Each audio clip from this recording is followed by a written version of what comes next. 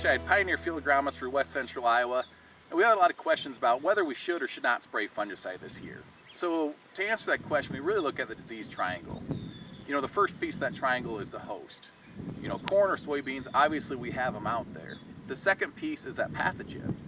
Well, traditionally in Iowa, the pathogen is always present, whether it's gray leaf spot, frog eye, northern, you pick your disease. So finally, every year we start looking at the environment. Do we have environments conducive to fungal growth? And the answer is yes. We've had abundance of moisture this year.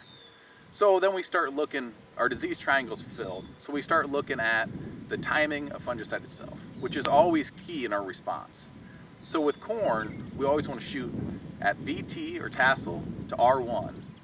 We always want to make sure we tend on that earlier side is where we see the most benefit, especially sometimes these planes are a week, 2 weeks out, so we want to get ahead of that. When we look at that timing though, the one thing to keep in mind is at tassel, if we're not brown silk, we need to pull those surfactants out so we don't start burning ovules. And with that too, you got to keep in mind some of these fields came up unevenly, and that stage of that corn isn't even throughout that whole field. So if we're in question, pull that surfactant out, use a product like Approach, Prima, that will work well without surfactants moving forward there. The other piece with the fungicide on corn is, do we use insecticide or not? Preferably I always like to use insecticide in there, especially if you're a corn and corn rotation. We need to control that corn rootworm population. And then also, if you're a late planted field in that area, we could become a trap crop.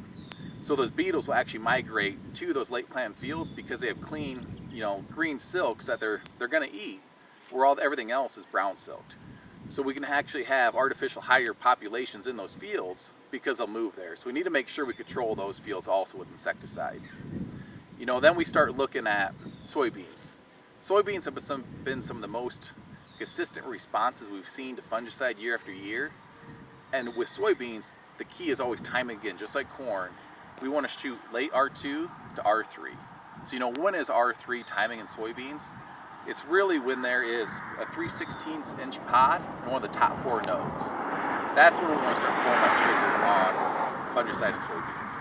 And with that, we also want to make sure we throw insecticide in with that fungicide on soybeans, because what we found is 2 + 2 doesn't equal 4 when we talk about fungicide and insecticide in soybeans. It's really 5. We see a dual benefit with the fungicide and insecticide in soybeans. So really, if you have any questions as far as product responses, anything like that, talk to your local Pioneer rep or give us a call. We're here to answer questions because there is some differences in responses between different products. So reach out to your local Pioneer rep. We'll get you the answers. Thank you.